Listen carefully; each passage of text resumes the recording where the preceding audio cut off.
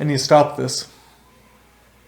I'm noticing an annoying shadow on my white shirt every time that I talk with my hands. So I'm going to put on my plaid. I know that does not matter to you at all. You can say whatever you want about me.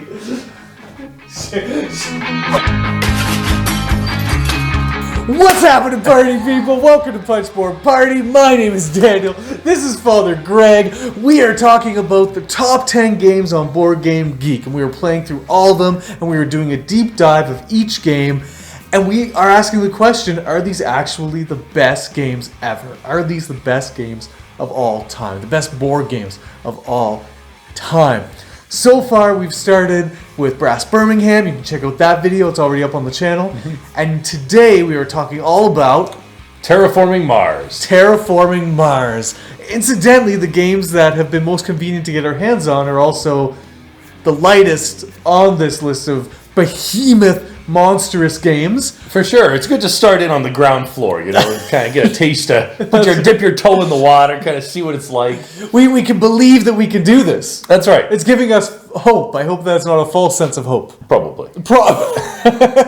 So if you checked out our Brass Birmingham video, you kind of know how we're going about this. We're going to start by talking about reviews on Board Game Geek. That's going to give us sort of the context for which we'll talk and give us our talking points for the game. And then we'll move into sort of our own sort of overall thoughts on the game as a conclusion.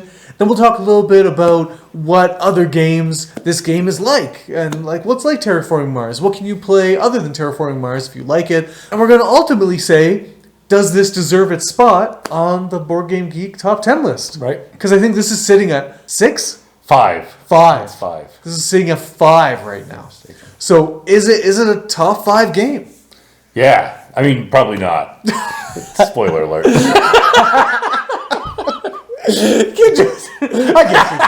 guess you can. What's the harm? Father Greg and I each found some reviews on Board Game Geek that we're going to bring to the table. So, Father Greg, why don't you start us off? Who's saying what? Okay. Well, let's start off with a good review. 10 stars. You know, this is... This person, wow. Gotta be amazing. If you think a game is 10 stars, you gotta be glowing about it. That's right. And Jive Careza says, I give this a 10, not because it's a perfect game, but because I've been playing it for 2 years straight and still have not lost interest.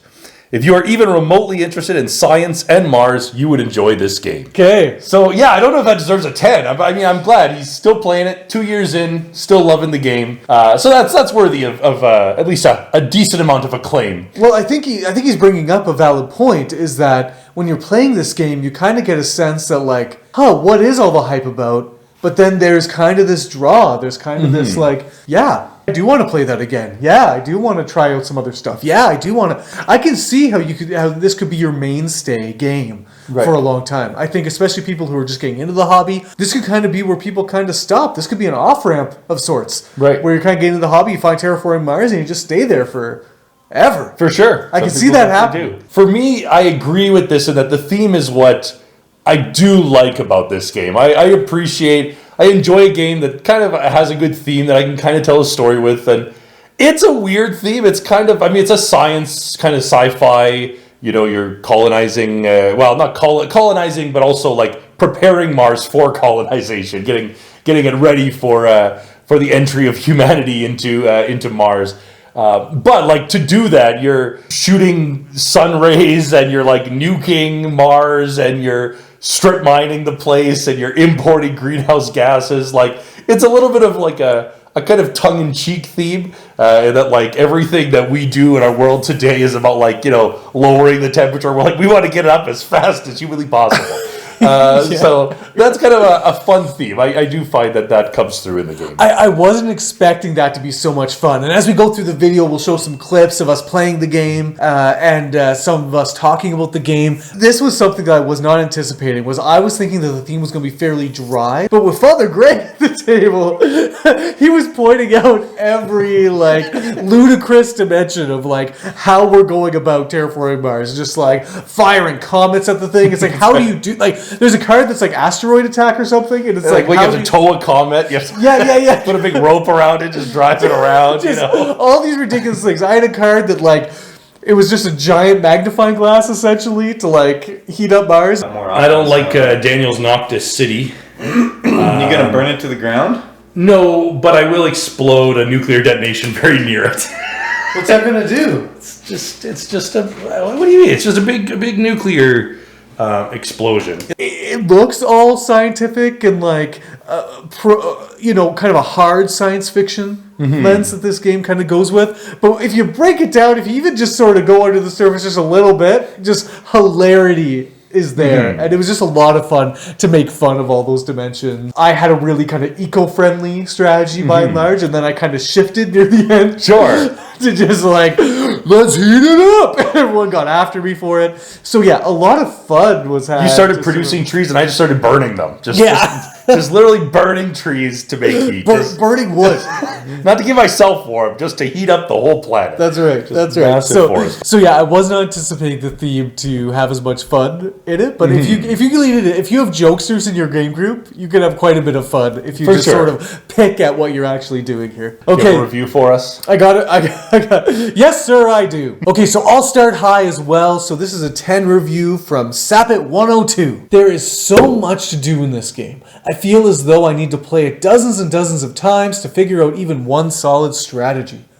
I love that though. It keeps me wanting to come back and learn more. Fantastic game. So why I wanted to talk about this comment was that I totally agree in that when you first get this game to the table, there is an overwhelming set of options. The amount of cards that are in your hand, the different types of cards, how the cards are going to chain together, how you're going to be able to create a particular engine to execute a particular strategy. It's all there. It's all clear. And the rule set, I find, is actually quite simple. Like, I found the rule set fairly intuitive. It's a bit to explain, but it's intuitive. I understood everything that I was supposed to do, but I was overwhelmed by how I'm going to do it. Like, what tact am I actually going to take?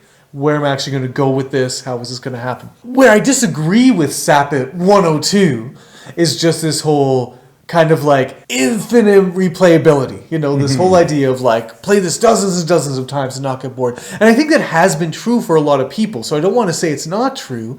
But for myself, after one play of this game, there's nothing mysterious for me. I know what the strategies are based on the cards that kind of came through my hand and what I saw that I could do. I know that I could do more of an animal strategy now, or I could rely on heat and energy and this increase the temperature rather than increasing the oxygen, or you're like, I can focus less on the board and more on other dimensions. I kind of know my options at this point. Whereas there's nothing that I'm necessarily exploring other than just seeing how it goes, but I kind of know what I... So it's like, yes, it's replayable, but it's not necessarily a thrilling kind of replayability. Like, it's not like I wonder how this is going to go. I kind of have a good idea of how each strategy would go and play out. Just a matter of kind of executing it. For sure. Yeah, no, I think I agree with that. I mean, there are a number of different strategies. You start out with different corporations, and so you kind of get your... And that kind of leads you into a certain path. It's like, okay, you're the guy who's focused on mining. You're the guy who's going to have lots of heat production or lots of titanium production or lots of money. Yeah, and I love that because I wouldn't have done nearly as well as I did without having a starting corporation. For sure. I think the starting the corporations are way better than the beginner corporations, which are just generically the same amongst everyone. Yeah, but you're right. There's not an infinite realm of possibilities. I would say there's maybe like 10 to 15 different kind of ways that you could maybe think about navigating this game. There's a good thing going on here, but it's not like a game that I'd be happy playing forever. But that's just me. Right? Cool. Yep. No, I definitely agree with that. So on that line, then I'll go down to one of the worst possible reviews. A 1, pretty bad. So Miles Hungerford says, very luck dependent based upon card drawing. Drafting compensates somewhat, but not much. You know who's going to win on turn 2 to 3, and then you have to play 2 more hours to finish the game. At best, it's like playing solitaire with your friends. At worst, it's a textbook example of the spoiler effect. Painfully slow and annoying. Okay, I'll jump in here, add one of my 1 ratings that I found. Just to kind of, we can talk about all at the same time, because it's a similar thing. Digging through a deck in hopes of finding parts to your engine is a horrible experience. when that experience lasts for 4 hours at a time, this game is not worth the hype. So this kind of luck dependency complaint. Right. Yeah, so I mean, like, there is a big deck of cards, right? And we got through in a 3-player game maybe half of the deck, and so there are a lot of cards you're not going to see. And even if they do come up, they might be in somebody else's hand, and the other person might keep them just so you don't get them, or, and discard them, or they might try to play them themselves. So yes, there is luck. But that being said, I think that this game is not that lucky. Like, I would never look at the end of Terraforming Mars and be like, oh, well, you really didn't deserve to win. You just kind of happened to randomly stumble upon it. You just drew the right cards. There's a little bit more to it than that. You have to draw the right cards. But you have to understand, like, how they're going to work together. Like, how this microbe card affects this other microbe card, or how this card works with this, or okay, if I'm going to do this route, what am I going to need to sustain that? If I'm going to use this action multiple times, I'm going to need lots of energy to fuel this action or something. So I think there are certainly cards that I prefer. There are better cards and worse cards. And certainly over lots of plays, you're going to learn, like, kind of, oh, I hate that card. Yeah, don't want that. And there were some times where you draw up your hand of 4 cards and you'd be like, oh, this is a great hand. Other times you're like, I don't want any of these cards. For sure, luck's a part of it, but I don't think that it's that big of... I would not say this is a luck-dependent game. Right. And this is the thing for me, is that when we played, I probably experienced the whole gamut of this sort of aspect of the game, where this luck dependency, I saw where it wasn't true and where it was true. All in the same gameplay. Right. Where I was like, so I see where people are coming from with this, because I had a situation where my corporation kind of had me leaning heavy towards plants. I was growing lots of plants. I was putting out tiles on the board, putting out some cities so I could surround the cities with the tiles because of greenery, because I knew I was going to be going greenery heavy. So I thought, I had a couple cards that I found early on that had cities on them. So I was like, I'm going to keep these because I know that I'll want to kind of leverage what I'm going to be doing anyway. Right. So like right off the bat, I knew what my strategy was. And from that first kind of set of 10 cards, I basically found what I needed to kind of get me on my way with that strategy. Maybe it was lucky that I had those things, but I found that there was just enough cards, because we would have seen 30 cards as we were drafting it around the table. And so there was enough to work with where I kind of got going on my strategy. And then early on, I also found another card that gave me 2 plants every time someone built a water tile. And you have to build water tiles in this game, so that was something that was going to be happening. Was it lucky that I found that card? Yeah. But was it strategic that I chose to keep it and knew that it was good? Like, sort of. It was kind of a gimme, but so that's kind of my middle, where it's like, okay, that was a little lucky, but I also kind of worked for it. I still had to pay credits for it. I still had to make room for it in my hand. And then to do quite a few things in the game, you need energy, and you kind of go down 1 on your sort of energy production in order to go up on other things. Right. And to use some cards, I want to use a card for another reason altogether, but I need to lose an energy to do it.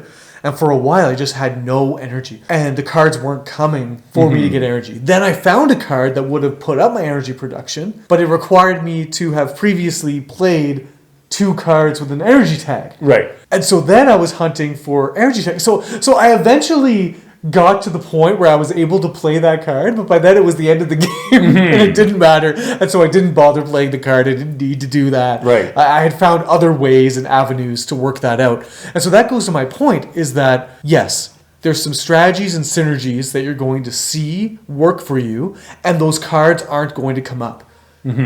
But the game allows you to pivot and go in all sorts of different directions. And that's where the strategy comes in. Is like, okay, that's not working out. How am I going to make what I do have work? Right. And so I really disagree with it being super luck dependent. On the other hand, that was the first thing I noticed as a negative for this game. And really the only negative I found for this game, for me. Well, not. No. We'll come to the other negative. Not the only negative. Oh my gosh, I almost forgot.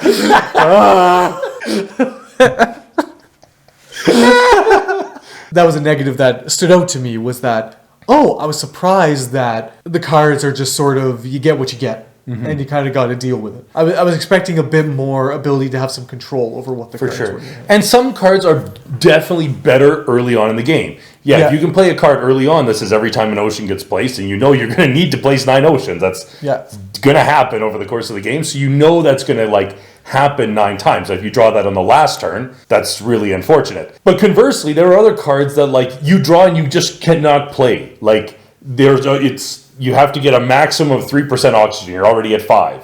So it's like, well, this card is now useless. Like there's no way I can ever play this card. So that kind of feels bad. I think that's the one like thing that I don't like about it, kind of along that lines, like that some cards, just have all these restrictions where it's like I cannot play this card. And so that's a bit unfortunate. But. Yeah, for sure, because especially near the end game, there are just cards that are useless that you're drafting around, and that's no fun at all. Okay, let's talk about this. Sure, yeah, let's do it. Oblivion Rob says, "This is going to sound mean, but I think I'm done with Terraforming Mars. Like most, I jumped in on the craze, played it a ton, and now I have actively avoided playing, and I'm trying to find a reason to come back. It doesn't help that it is but ugly." For sure. That's definitely going to be one of the things that would be against this game as a negative, which is surprising because this game came out in 2016, I think, or 2015. This is nuts. Right. This is crazy how bad the art design on this game is. Right. Like, this is like, as I looked at reviews when I was first initially into this game, people would bring it up and they would kind of make a little joke about it and then they would move on. I don't want to let this go. Okay? I want to let you know that this is like atrocious. That this is like not okay. Somebody needs to go to prison for laying this game off of the shelf like this. Wow, tell us how you really feel. So here's what I'm talking about. Okay. So just look at some of these pictures.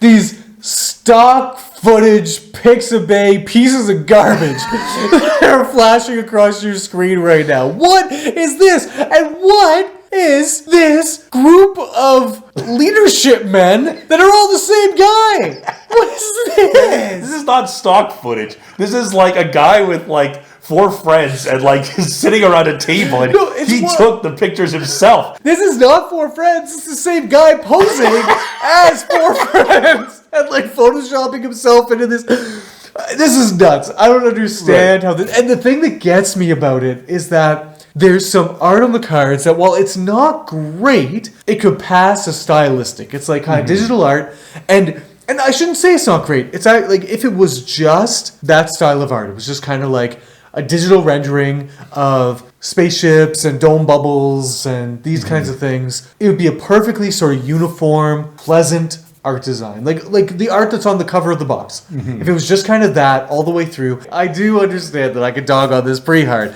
but it's glaring for me. Here is the flip side. Here's the flip side of this whole situation, is that despite the art, the mechanisms pull you through to the point where I stopped caring about what the images were. I stopped being angry every time I found a horrible image. I just kind of kept it going. And I was having a good time and I was having a lot of fun with the mechanisms and the efficiency engine and the engine building and all this stuff where I was like, okay, I guess it doesn't matter all that much. But as a roadblock, as like, this is one of the things that kept me away from playing this game. And I should say, purchasing this game, because a lot of the games that I've played in the past have been games where I'd have to go out and purchase them to play them, and so I wasn't buying this game.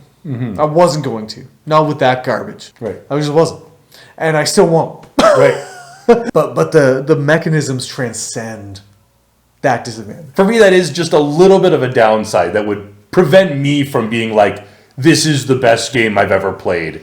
Hands down. Well, but it's almost a testament to it being the best game ever made, because if you can get past that, that's true. You are a megalith of design intelligence and genius. So anyway, we had to talk about it. Sorry we went on for a while. For sure. Just had to happen. So so this is a 6 by someone named Zedemia, and it says, good tableau builder, which runs a bit long, but I'm fine with playing, with no need to own, because it's an incomplete game without the Prelude expansion and player board upgrade. Okay. So for me, that's an interesting thing because a lot of people, I think, both in the comments of like previous videos that we've made on this and even in the comments and the ratings on BGG, tend to be like, oh, yeah, Terraforming Mars on its own is not good, but if you get it with the Prelude, or if you play it with Venus Next, or if you play with some expansion, then it really shines. And for me, I'm like, cool, that's great. I am super happy that Prelude has done something great to improve this game and to like shorten down its playing time. I've never played it with Prelude, but I want to try it now. Yeah. Like, that sounds cool. But I don't think I can put a game in the top 10 of BGG if it is only made complete with an expansion and like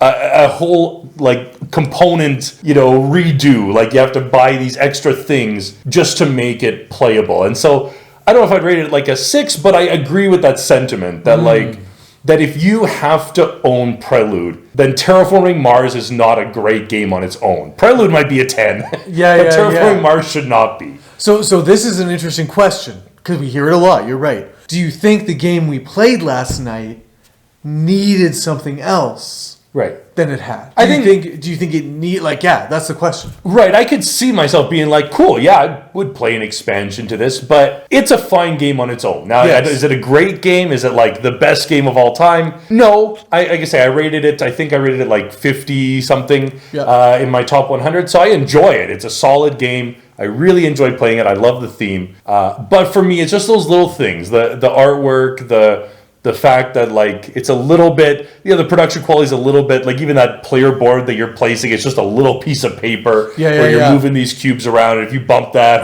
you sneeze, game like, over, man. Your cubes are gone. Oh yeah, brutal. So that's, I think, just those little things are what prevent me from being like, if somebody was like, oh, here's a great game, and I'm like, oh, this game's not very good, and they're like, oh, well, that's because you didn't play with the expansion. I'd be like, right. Yeah, but this game's not very good.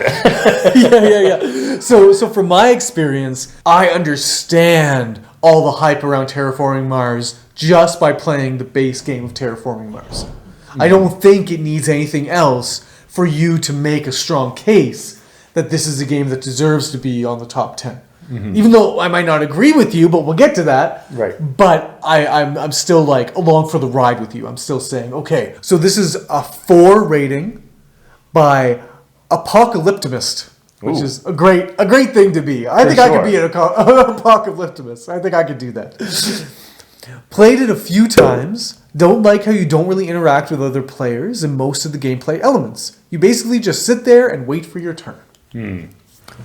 I could not disagree more about this game. I think that this game is a player interaction for a Euro game, parentheses, at its finest. I think this is excellent, the way that it invests you in what the other players are doing, and it makes what the other players are doing matter. And maybe a little bit because of how we did the drafting variant, maybe that helped that out a little bit, where I'm able to, I see cards coming that are going to hurt me if another player uses them, so I kept them for myself. Not because I wanted to buy them, keep them in my hand, but just because I wanted to keep them away from other players. I could do that to other players, kind of bury some cards for them. That was neat. But where this game really came to life for me in the player interaction was on the board. Is the tile placement, getting your tiles out there, building around cities. And myself and Dustin in particular, maybe it was just this play, but we kind of had something going on where we were kind of in each other's grills. And you guys were often building in spaces that were preventing me from putting my greenery around my cities, which was going to get me victory points at the end of the game. And something I love about this game too is that the victory points that you get for certain things are all minuscule. You get like 1 victory point for contributing to each of the environment elements. You get 1 victory point per greenery around a city. You get 1 or 2 victory points on a card that you build. They're just little. So like everything feels like it matters a bit more, and it all kind of comes together, and you get quite a few points in the end. But like the fact that I was always concerned with being able to place my tiles in the right spaces I wanted to before other players would do that. So, and where the player interaction really comes to life is in the awards and milestones. And I think this is the secret sauce of the game. Nobody told me that this was an aspect of the gameplay. And the card hand management situation, that's the heartbeat of this game.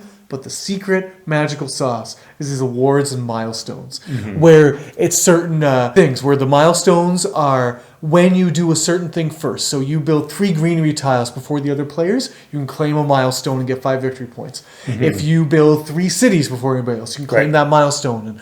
And where the magic happens is that there's like 5 or 6 milestones, and only 3 of them can be claimed throughout the course of the game. Right. So it's kind of a race to get those things claimed and make that happen. And so you're paying attention to what other players are doing and what they're building, and you're thinking, can I sneak out that city milestone? He kind of, that's in his strategy's favor, that's in his corporation's favor, but I just so happen to have 2 cities already, and he has 2 cities.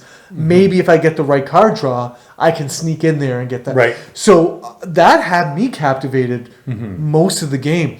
And the awards, those are like majority things. Right. So if you have the most heat accumulated at the end of the game, if you have the most tiles laid and occupied at the end of the game, those kind of things. But those are really interesting in that you spend money to activate that endgame condition. So it's like you're not going to score that particular majority if someone doesn't activate it, but they have to pay money to activate it, and they increase in cost as you go. And so I was there, and I was the only one to activate the awards, but I really felt like I needed to, and it ended up winning me the game. For sure, yeah. Doing that. But it was me and myself and Dustin, and we were neck and neck on 2 of these areas. We both had a lot of energy that we were producing, and we both had a lot of tiles on the board. And it was a risk for me to say, no, I'm going to open up this thing. I'm going to spend my money, not on other things. I'm going to spend my money on this and kind of bet on myself that I'm going to be able to get these majorities ahead of Dustin. And I did, and that was so much fun. And so player interaction is here in a big way. So I don't know what people are saying about multiplayer solitaire. Like, I don't see it at all. I think in the sense that you're kind of focused in your little area. Like, I don't really need to know what your cards do. Maybe I know that, if I place a city, you're going to get some bonus, but like... Yeah, but you were microbing and stuff, and like, I was like trying to make sure I wasn't giving you stuff. Like, I knew what you were doing, and I was actively not giving... Well, sorry.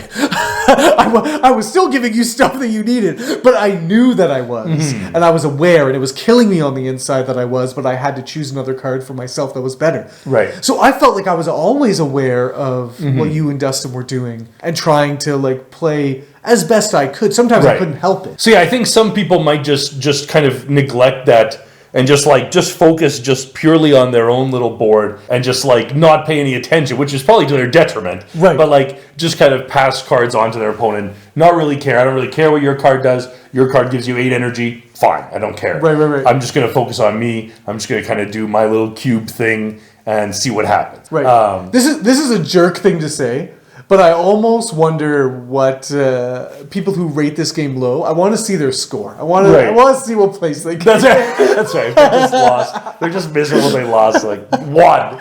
That's it. That's right. We're going to now shift into giving our overall thoughts on the game, kind of concluding thoughts. For sure. And we're going to use this comment to kind of spur us into this section. This is CC269-35254. Nice. Real person. Probably CC2598543 was taken. That's right. The most important game in my life ever. Wow. It's a bold statement. It's a bold statement. I mean, something has to be the most important game of your life ever. I'm not sure if this is it for me. Right. Okay, give me your overall thoughts. Yeah, so overall, I like this game. I like card drafting. There's something satisfying about passing a card onto your opponent. I know you don't even need to play with card drafting, but for me, I would always play with card drafting. Essential. So I like card drafting. I like this little tableau. I like the little bit of like engine building. You know, you're taking this cube that increases your energy. You're then using your energy to funnel into your heat. You're doing stuff that kind of, accelerates the game forward. I like that. It's not too complex. It's a little long. The gameplay itself is fairly straightforward once you kind of get into it. So for that, I enjoy it. So it's something that I think I'm always up to play. It's not a game that I've gone out and bought myself. I think I have other games of this genre that I prefer slightly more. But I enjoy it. I would probably give this a solid 8, if maybe. Yeah. So for myself, I think the heartbeat of the game, like I said, is this hand management. I think this does this so well. And I loved when I got into the game and I realized, oh, here's a hand of cards. Now you're going to spend money for each card that you want to keep, and you're going to discard the rest. And I was like, ooh, okay. And it's not necessarily that you're going to play these cards, because then playing these cards is actually another big pretty penny to get these played. And I loved that kind of double layer obstacle to getting these cards played. And this whole idea of planning out your hand beforehand and trying to do your best turn to turn to kind of be like, okay, these cards will synergize well with what I'm trying to do. I'm going to keep these. And then you might not actually get them played because you might spend your money on other stuff and might have to pivot and not get it played.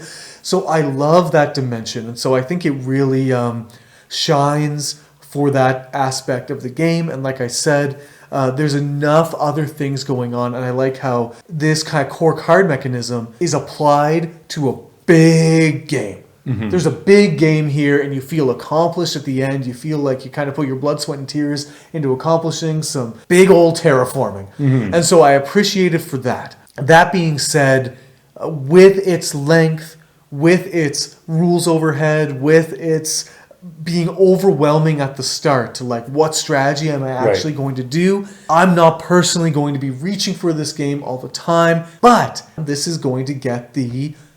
If someone asks to play this, I'm going to say yes. Every time, I think. I think this is going to be an easy, like, I want to play brass. Oh, sorry. Well, maybe that too.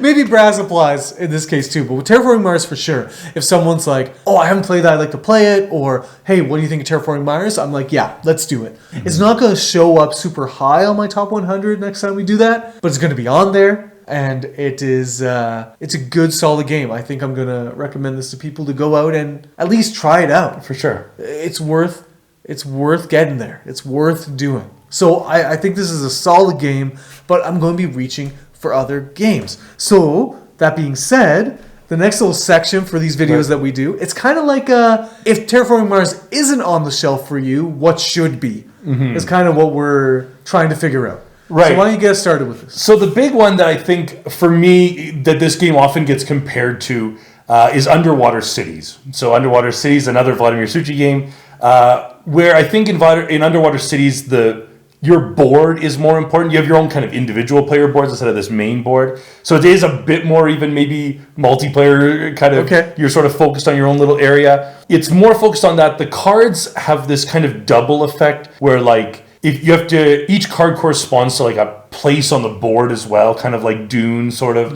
So I have this card and like the card might be good, but the place I'm going to isn't. Or the card is not that great, but it allows me to go to a yellow spot, which is really good. I think for me, I've rated Underwater Cities higher than Terraforming Mars. They could kind of swap back and forth on any given day, but I think probably I prefer Underwater Cities to Terraforming Mars most of the time. So is it the hand management that has a similar feel for it, or is for sure there is a kind of hand management? You don't have to like buy your cards or whatever, but you do have to kind of like use your cards, wisely to kind of use the different spots. Like there is an aspect of managing your hand for sure. And you play at a tableau. It's not quite as big of a tableau as Terraforming Mars. You're more concentrated on kind of the board state, but it does involve those two sort of balances. So for me, it's a nice kind of thing. I know Ark Nova is a game that I want to play. That's a game that I think people are talking about that a lot. Like it looks to me like Terraforming Mars a little bit, and same complaints too, which I find funny. Like random card draws. This is crazy. Like too long. I think Ark Nova is going to find a nice, healthy bedmate. Right. Terraforming Mars, but we can't really speak to it. We haven't played it yet. Right. We'd like to. For yourself, my game and I was surprised by this. I didn't know that this was going to be the case. But when we started playing Terraforming Mars, I was like, oh. So I am going to play this game. I'm going to go for this game every time above Terraforming Mars. And you're going to be like, what? But the Isle of Cats. The Isle of Cats is Terraforming Mars light. Okay. And it's excellent. And I know that they kind of have a Terraforming Mars light in Ares Expedition, but the cats are cute. So first off, the art design is beautiful, and it's consistent, and it's lovely. Screw you, Terraforming Mars.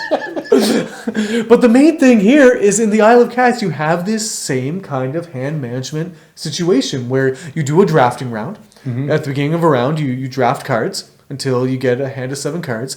And then after that draft, then you decide what you're going to keep. And the cards have a cost for you to keep them in your hand. And then you discard the rest. And then you get to play those. And there's all sorts of different cards that do kind of different things, where there's cards that will give you endgame scoring if you keep them in front of you. There's cards that are going to allow you to actually do the sort of rescuing of the cats. And so what you're actually doing is quite different than Terraforming Mars. But it's still a situation where this core kind of hand management situation where you see a lot of cards and you have to make hard decisions about what you're going to keep apply to a bigger game. And so then you have these tetra shapes or polyomino shaped cats, and you take them and you put them on your boat, and basically you're just trying to get sort of adjacencies and majorities and things. So what you're actually doing is more fun in the Isle of Cats. It's fun, it's zany, it's more family friendly, Right. It's lighter. Because that's the thing about this game is that Dustin, who we played with last night, he said, like, I really like this, but the people I play with and my friends, well, I'll just let him say it. Most of my friends, they need that quick type of game, so I don't get to experience the longer games like this very often. I enjoy them. I enjoy any. If this was like a 2-day game, I'd probably still enjoy it.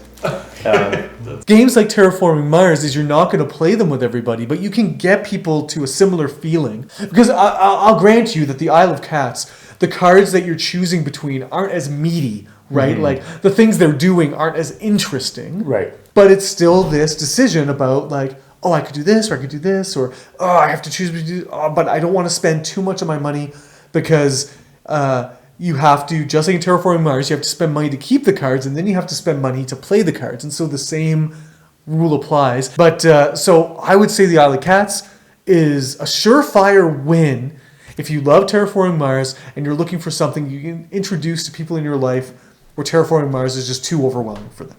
For sure. So that's my go-to there. So, Father Greg and party people, what do we say? Number 5 on Board Game Geek. Terraforming Mars. Are we dethroning this bad boy, or are we? Yeah, there's no reason this should be in the top 5. That's for sure. This is there's a good game, but it's not top 10 material. This is no way. Wow, bold, sacred cow, slaughtering it right here.